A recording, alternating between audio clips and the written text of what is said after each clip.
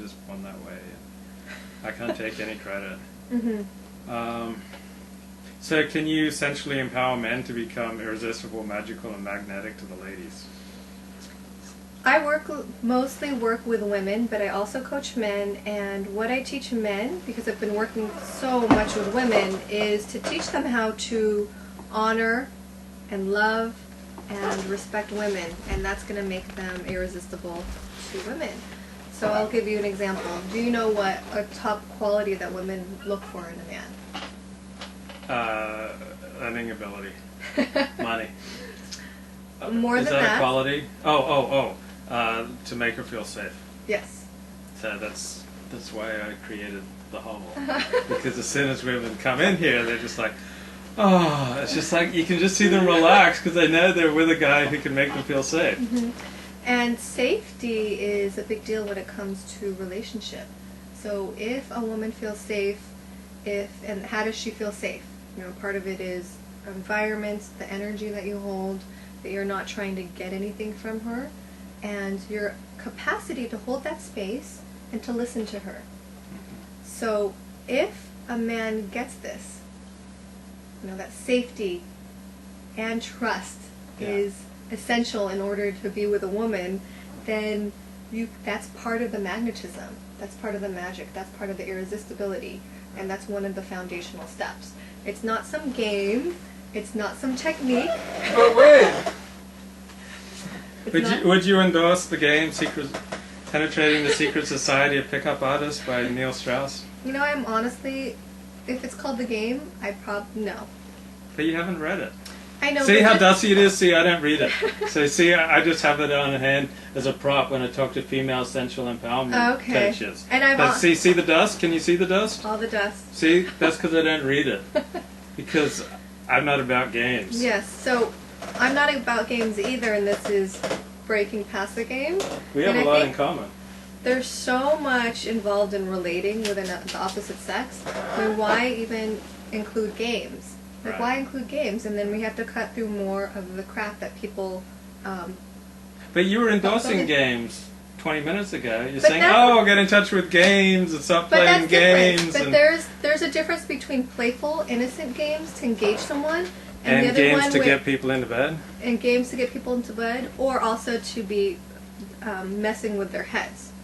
Whole different story. So I'm advocating play and playfulness, but when it comes to a game where there's manipulation involved, then that's not healthy.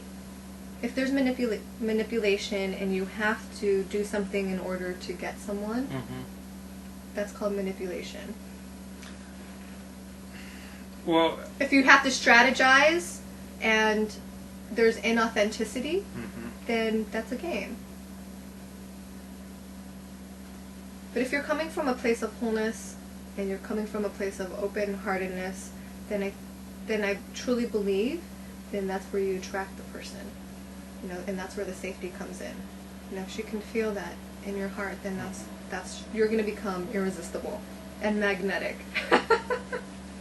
I'm tired of being irresistible, magical, and magnetic to guys. Can you help me stop that? You? Yeah. I'm sorry. You can't help me. No. How does sensual empowerment help a woman while dating? I shared that earlier, but I'm going to give you some more tools for that. So sensual empowerment, like I said, is a lifestyle. It's owning her own pleasure, it's owning her own body, and this is going to help her to date, because I share this with women.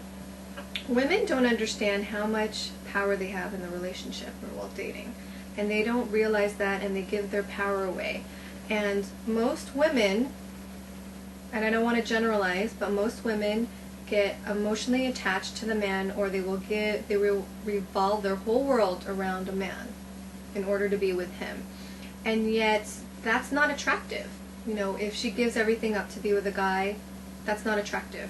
That's actually a big deal breaker, because a man does not want to be with a needy woman who doesn't have a life and gives up everything to be with this guy. Yeah. And I know this for a fact because guys tell me this all the time, and they tell me what their deal breakers are, and they say, I want to be with a woman who has fullness in her life, who knows who she is, because that's attractive. So sensual empowerment is about a woman owning her own passions, bringing the magic back into her life, bringing the pleasure back in. And when a woman can own this, then she can start to attract a different kind of man.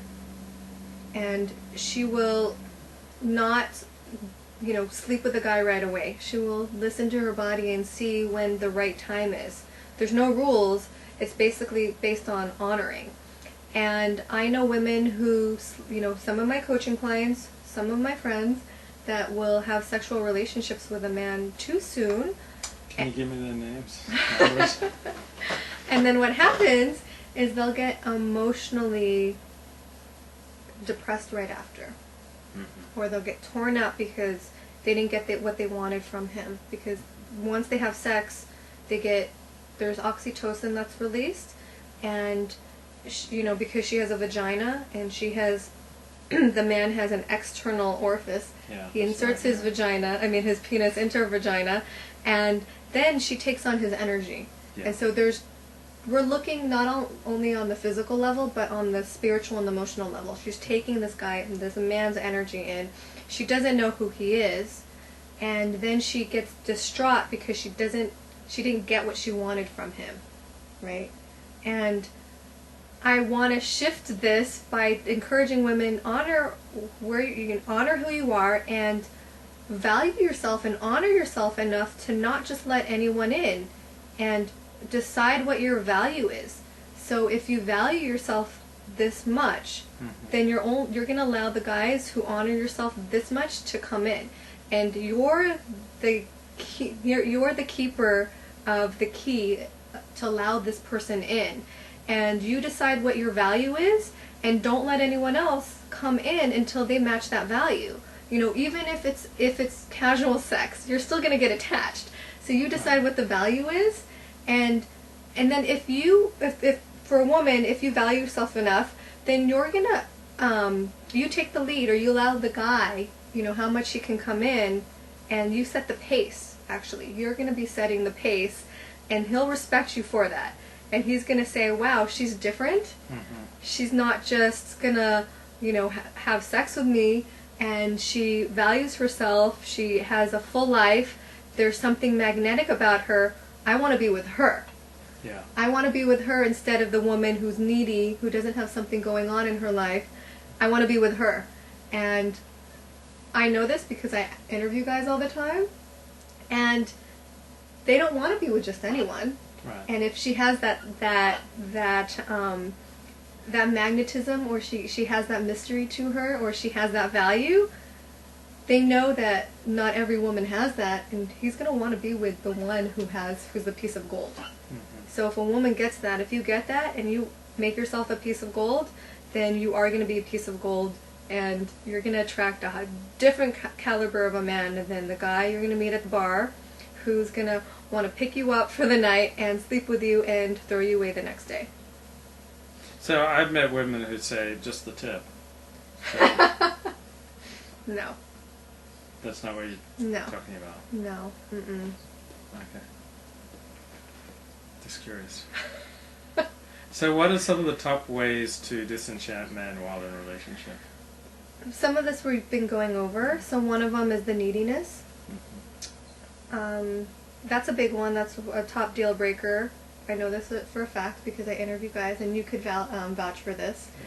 The other one is a byproduct of the neediness, is not allowing your guy while you're dating to have his space, to do his own thing. And that's part of the neediness. In a healthy relationship, we should be able to have our own fullness and do the things that we love, and we don't have to be with that opposite sex person all the time. Yeah. For me personally, I love my space. I love doing what I love doing and making myself happy because I love dancing, so I'll dance, or I love making raw chocolate, so I do that. I make time for me, and in a healthy relationship, each person should be doing the things that they love, and whether or not we're always hanging out together. And if you're always with the opposite sex, you're always hanging out with that person, that gets old, and it's the space that creates the tension for better sexual chemistry. If you're always with that person, how